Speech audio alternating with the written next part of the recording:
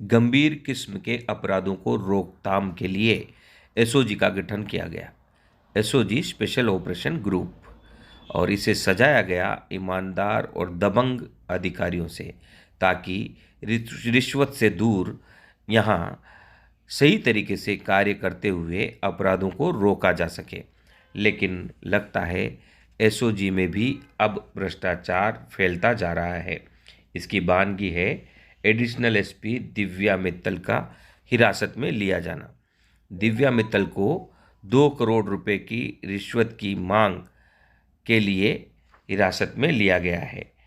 और एसीबी के एडीजी दिनेश एमन ने बताया कि 4 जनवरी को शिकायतकर्ता उनके पास आया था और उन्होंने पूरी कार्रवाई को बड़े ही गुप्त तरीके से अंजाम दिया। मूल रूप से झुंझुनू की रहने वाली दिव्या मित्तल अपने दलाल सुमित के जरिए रिश्वतखोरी का खेल खेल रही थी, और जब दिनेश एमन की टीम को पुख्ता हो गया कि यह रिश्वतखोरी का खेल वाकई सही है, तब मुकदमा दर्ज कर आज दिव्या मित्तल को गिरफ्तार कर लिया गया और दिव्या मित्तल को हिरासत में लिया गया है और अब पूछताछ होगी। पूछताछ के बाद उन्हें गिरफ्तार किया जाएगा और उसी के साथ यह सवालों के घेरे में है कि एसओजी में भी अगर यह रिश्वत का खेल चलता है तो एसओजी में अब दिव्या मित्तल के द्वारा अब तक की गई जितनी भी कार्रवाइयाँ हैं वे भी सवाल के घेरे में हैं। अब यह समय बताएगा कि एसओजी में अब क्या कायाकल्प अशोक गहलोत मुख्यमंत्री करते हैं, क्योंकि यह एक गहन सवाल है कि इतनी बड़ी कार्रवाई एसओजी के खिलाफ हो रही है। मेरे पास एक परिवादी आया, परिवादी आके बोला कि साहब मैं हरिद्वार में मेरे दवा बनाने की कंपनी है, मुझे एसओजी से बुलाया गया था मुझे, और कोई केस के सिलसिले में पूछताछ हुई। और उसके बाद एक दलाल द्वारा मेरे पास कॉल आया। कॉल आके उसने बोला कि आप उदयपुर आ जाओ, और मुझे उदयपुर बुलाया गया। और जब मैं उदयपुर गया, एक रिसोर्ट में ले गए मुझे, और वहाँ पहले तो उस दलाल ने 2 करोड़ मांगा, बाद में 1 करोड़ मांगा। और जब मैंने असमर्थता बताई तो उन्होंने बोला कि तुम्हें देना ही पड़ेगा, नहीं तो तुम्हें अरेस्ट हो जाओगे।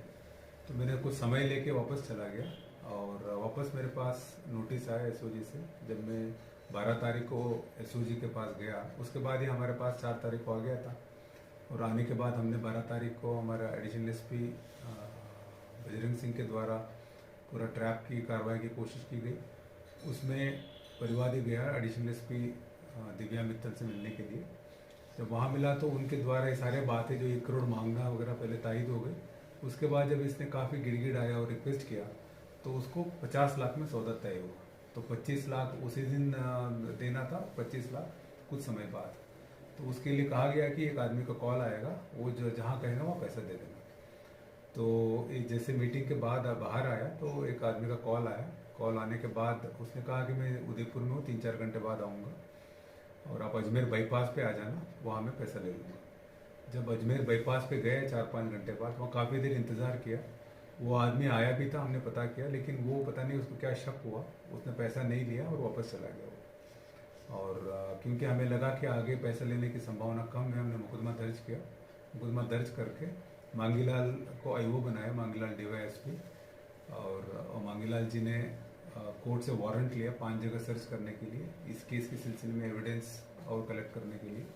उस सिलसिले में आज 5 जगह सर्चेस चल रहे हैं, और वो उनको हिरासत में लिया गया है, दिव्या मित्तल जी को। उनसे पूछताछ होगी, पूछताछ के बाद आगे कार्रवाई होगी।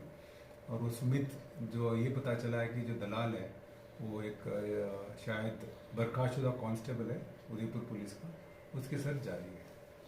सर, ये बाकी जगह जो सर्च कार्रवाई चल रही है, झुंझुनू भी हो गया, ये वजह क्या है उसकी? नहीं, वजह क्या है कि जब भी हम किसी की हिरासत में लेते हैं, मुकदमा दर्ज करते हैं, हम एविडेंस के लिए हम सर्च करते हैं। एविडेंस भी कभी पैसे का मिल जाता है, कभी अगर पहले और कोई कागज मिल जाए और कोई केस के सिलसिले में कुछ कभी मिल जाए, तो वो हम सर्च, ये तो पार्ट ऑफ प्रोसीजर है, हमारे प्रोटोकॉल है, तो इसलिए सर्च करते हैं। झुंझुनू से कोई जुड़ा हुआ कुछ है इस केस से? झुंझुनू के रहने वाले हैं, वहाँ पे इनके घर पे सर्च करते हैं। कब से सर ये पूरा कार्रवाई चल रही थी, मतलब? 4 तारीख को हमारे पास आया परिवादी। जी।